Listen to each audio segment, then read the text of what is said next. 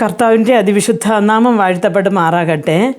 അപ്പോസ്തല പ്രവൃത്തിയുടെ പുസ്തകം 2-ാമത്തെ അധ്യായം അതിൻ്റെ 3-ാമത്തെ വാക്യത്തിൽ നാം ഇങ്ങനെ വായിക്കുന്നു: അഗ്നിജ്വാല പോലെ പിളർന്നിരിക്കുന്ന നാവുകൾ അവർക്ക് പ്രത്യക്ഷമായി, അവരിൽ ഓരോരുത്തൻ്റെ മേൽ പതിഞ്ഞു എന്ന് പറയുന്നു. പ്രിയ ദൈവമക്കളെ, നാം നേരെ കഴിഞ്ഞ ദിവസം പഠിച്ചു, യേശുക്രിസ്തു ഈ ശിഷ്യന്മാരോട് കാത്തിരിക്കുവാൻ പറഞ്ഞതുപോലെ ഇവർ ഒരു മാളിക മുറിയിൽ 120 പേർ കൂടുന്ന ഒരു സംഘം കാത്തിരുന്നു.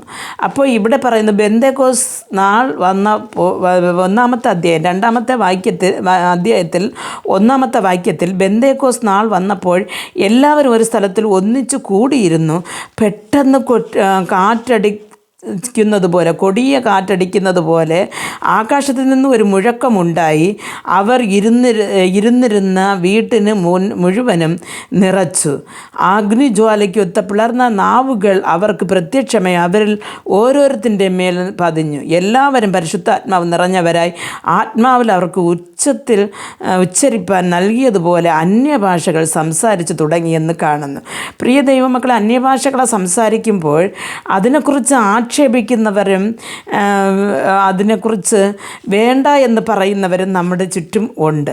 പക്ഷേ ഇവിടെ പറയുന്നത് എന്തെന്ന് പറഞ്ഞാൽ, പരിശുദ്ധാത്മാവ് വന്നപ്പോൾ ശിഷ്യന്മാർ അന്യഭാഷകൾ, തങ്ങൾക്ക് അറിഞ്ഞുകൂടാത്ത ഭാഷകളിൽ അവർ സംസാരിച്ചു തുടങ്ങി എന്ന് പറയുന്നു. അപ്പോൾ അത് കൊടുങ്കാറ്റ് പോലെ ഭയങ്കര സൗണ്ട് ഉണ്ടായി എന്ന് പറയുന്നു.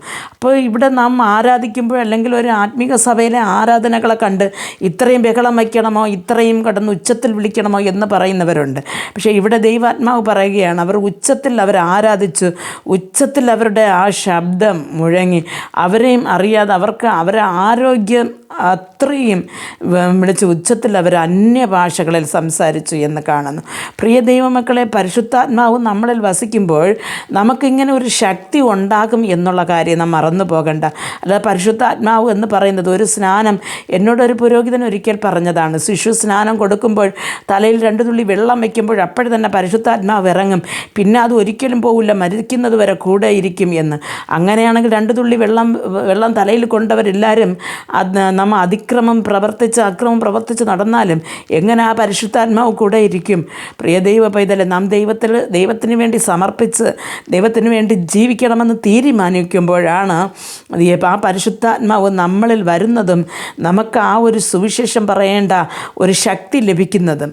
അതൊരു ശാരീരിക ശക്തി ഇല്ലെങ്കിലും ആത്മീകമായിട്ട് നമുക്ക് സംസാരിക്കുവാനുള്ള ഒരു കൃപ ദൈവം തരുന്നതും അന്യഭാഷകൾ തരുന്നതും അങ്ങനെയാണ്.